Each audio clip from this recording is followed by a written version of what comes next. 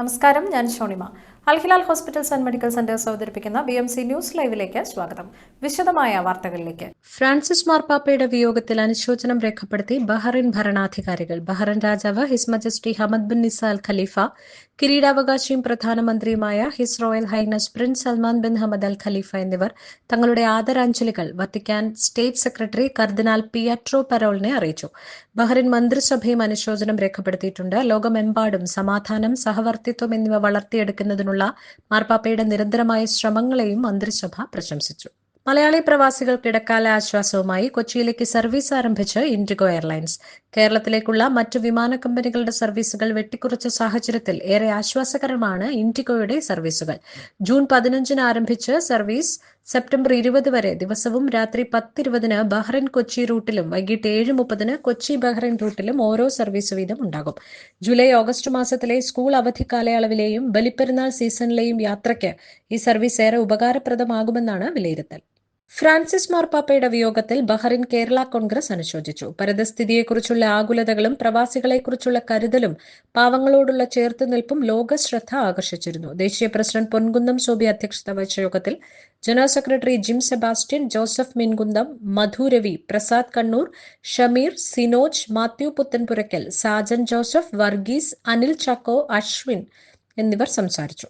ക്രൈസ്തവ വിശ്വാസത്തിന്റെ ആഗോളതലത്തിൽ സമാധാനവും സഹവർത്തിത്വവും എല്ലാം പ്രതിനിധീകരിച്ച ഫ്രാൻസിസ് മാർപ്പാപ്പയുടെ വിയോഗം വലിയ നഷ്ടമെന്ന് പത്തനംതിട്ട ജില്ലാ പ്രവാസി അസോസിയേഷൻ ബഹ്റൈൻ അറിയിച്ചു. 2022 ബഹ്റൈൻ സന്ദർശിച്ച മാർപ്പാപ്പ മതസൗഹാർദ്ദത്തിന്റെയും ആഗോള ഐക്യത്തിന്റെയും പ്രതീകമായി മുന്നോട്ട് വന്നിരുന്നു. ഈ സന്ദർശനം ബഹ്റൈനിലെ പ്രവാസികളുടെയും വിശ്വാസികളുടെയും ഹൃദയങ്ങളിൽ ഇന്നും അഗാധമായ ഓർമ്മകളായി നിലനിൽക്കുന്നുവെന്നും അദ്ദേഹത്തിന്റെ നിര്യാണത്തിൽ അസോസിയേഷൻ ആഴത്തിലുള്ള അനുശോചനം രേഖപ്പെടുത്തുന്നുവെന്നും ഭാരവാഹികൾ അറിയിച്ചു.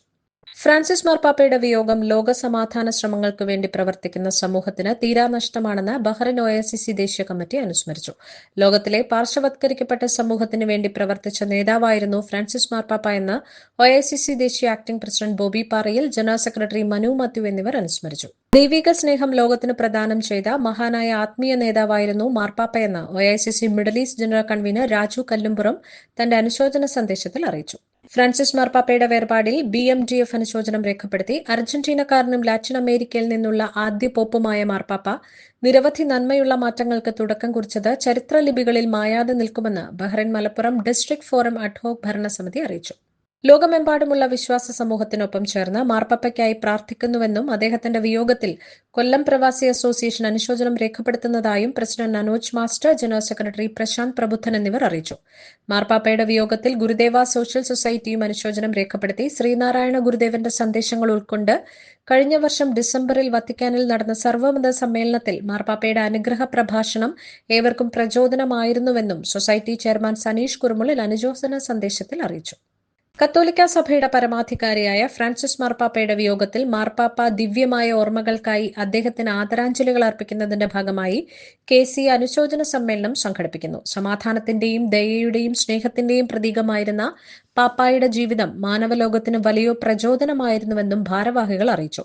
ഏപ്രിൽ 24 രാത്രി 8 മണിക്ക് KCA VKL ഹാളിൽ നടക്കുന്ന ചടങ്ങിൽ ബഹ്റൈനിലെ പ്രമുഖ സാമൂഹ്യ പ്രവർത്തകരും സംഘടനാ പ്രതിനിധികളും മതനേതാക്കളും പങ്കെടുക്കും. ബഹ്റൈൻ കേരളീയ സമാജം മലയാളം പാഠശാലയുടെ 2024-25 അധ്യയന വർഷത്തെ തുടക്ക ക്ലാസുകളിലേക്കുള്ള പ്രവേശനത്തിനായി ഏപ്രിൽ 23 ബുധനാഴ്ച വരെ അപേക്ഷിക്കാം. 2025 ജനുവരി 1 5 വയസ്സ് പൂർത്തിയായ കുട്ടികൾക്കാണ് അഡ്മിഷൻ. ഓരോ വർഷവും നിശ്ചിത കുട്ടികൾക്കാണ് പ്രവേശനം എന്നതിനാൽ താൽപര്യമുള്ളവർ BKSന്റെ സൈറ്റിൽ തന്നിരിക്കുന്ന ലിങ്ക് വഴി രജിസ്റ്റർ ചെയ്യേണ്ടതാണെന്ന് പ്രസിഡന്റ് PV രാധാകൃഷ്ണപിള്ളയും ജനറൽ സെക്രട്ടറി വർഗീസ് കാരക്കലും അറിയിച്ചു. കേരള സംസ്ഥാന സാംസ്കാരിക വകുപ്പിന് കീഴിൽ പ്രവർത്തിക്കുന്ന മലയാളം മിഷന്റെ ഇന്ത്യക്ക് പുറത്തെ ആദ്യ പഠന കേന്ദ്രമായ BKS മലയാളം പാഠശാലയിലെ പുതിയ അധ്യയന വർഷത്തെ ക്ലാസുകൾ ജൂൺ ആദ്യ ആഴ്ച ആരംഭിക്കും. പുതുതായി എത്തുന്ന കുട്ടികൾക്ക് എല്ലാ ചൊവ്വാഴ്ചകളിലും വൈകുന്നേരം 7:30 മുതൽ 9 മണി വരെയാണ് ക്ലാസ്. അഡ്മിഷൻ സംബന്ധിച്ച കൂടുതൽ വിവരങ്ങൾക്ക് 38044694 അല്ലെങ്കിൽ 36045442 എന്നീ നമ്പറുകളിൽ ബന്ധപ്പെടാം. BMC ന്യൂസിൽ ഇനിയൊരു ഇടവേള.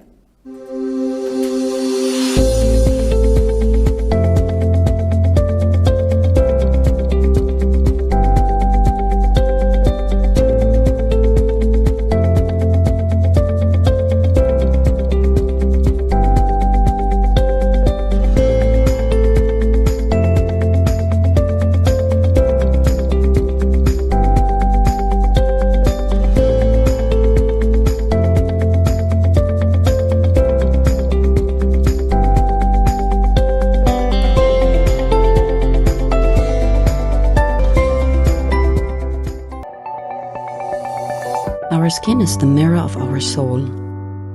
Our skin is our largest sensory organ. Our skin needs a healthy microbiome balance. This is regulated by its pH value, which protects the skin from pathogens, cold and ultraviolet rays.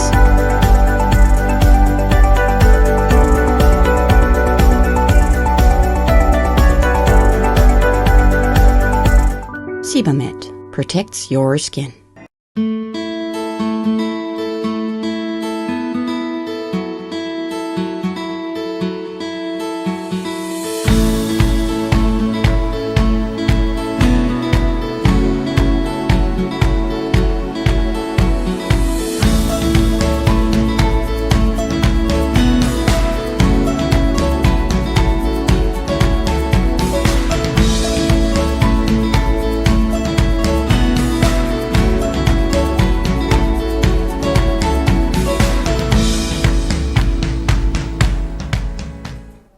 BMC ന്യൂസിലേക്ക് വീണ്ടും സ്വാഗതം. കണ്ണൂർ സർഗവേദിയുടെ ആഭിമുഖ്യത്തിൽ May 2 വെള്ളിയാഴ്ച രാവിലെ 10 മണി മുതൽ Bahrain media സിറ്റിയിൽ കുടുംബസംഗമവും അതിനോടനുബന്ധിച്ച് സർഗവേദി കുടുംബങ്ങളും ബഹ്റിനിലെ BMCയിലെ കലാകാരന്മാരും അവതരിപ്പിക്കുന്ന വിവിധ കലാപരിപാടികളും വിനോദ പരിപാടികളും സംഘടിപ്പിക്കുന്നു. കൂടുതൽ വിവരങ്ങൾക്ക് കലാവിഭാഗം കൺവീനർ സന്തോഷ് കൊമ്പിലത്തിനെ 39904069 എന്ന നമ്പറിൽ ബന്ധപ്പെടേണ്ടതാണ് എന്ന് president baby Ganesh, secretary Bijith എന്നിവർ അറിയിച്ചു. കേരളത്തിൽ നിന്നുള്ള പ്രോപ്പർട്ടി എക്സ്പോയുമായി മാതൃഭൂമി.com ബഹ്റിനിലെത്തുന്നു. ഏപ്രിൽ 25-26 തീയതികളിൽ ബഹ്റിൻ കേരളീയ സമാജം ഹാളിൽ രാവിലെ 10 മുതൽ വൈകിട്ട് 9 മണി വരെയാണ് എക്സ്പോ നടക്കുക. കേരള പ്രോപ്പർട്ടി എക്സ്പോയുടെ 10ാമത്തെ എഡിഷനാണ് ഇത്. ഏപ്രിൽ 25-ന് Padmashri doctor B Ravi Pillai expo ഉദ്ഘാടനം നിർവഹിക്കും. വിദേശ മലയാളികൾക്കും ബിൽഡർമാർക്കും ഒരുപോലെ പ്രയോജനകരമായ പ്രോപ്പർട്ടി എക്സ്പോയിൽ 100-ൽ പരം പ്രോജക്ടുകളുമായി കേരളത്തിൽ നിന്നുള്ള പ്രമുഖ ബിൽഡർമാർ പങ്കെടുക്കും. 26-ന് കളികളും തമാശകളുമായി പ്രമുഖ ടെലിവിഷൻ താരം വിനോദ് കോവൂർ കുട്ടികൾക്കും അധ്യാപകർക്കും രക്ഷിതാക്കൾക്കുമുള്ള പ്രത്യേക പരിപാടിയുമായി എക്സ്പോ വേദിയിലെത്തും. തുടർന്ന് Mathrubhumi deputy editor PP Sasheendran ജേർണലിസവും കരിയർ സാധ്യതകളും എന്ന വിഷയത്തെക്കുറിച്ച് സംസാരിക്കും. തിരുവനന്തപുരം, കൊച്ചി, കോട്ടയം, തിരുവല്ല, തൃശൂർ, കോഴിക്കോട്, കണ്ണൂർ തുടങ്ങി കേരളത്തിന്റെ വിവിധ ഭാഗങ്ങളിൽ നിന്നുള്ള നിർമ്മാണം പൂർത്തിയായതും നിർമ്മിച്ചുകൊണ്ടിരിക്കുന്നതുമായ പ്രൊജക്ടുകൾ എക്സ്പോയിൽ ഉണ്ടായിരിക്കും.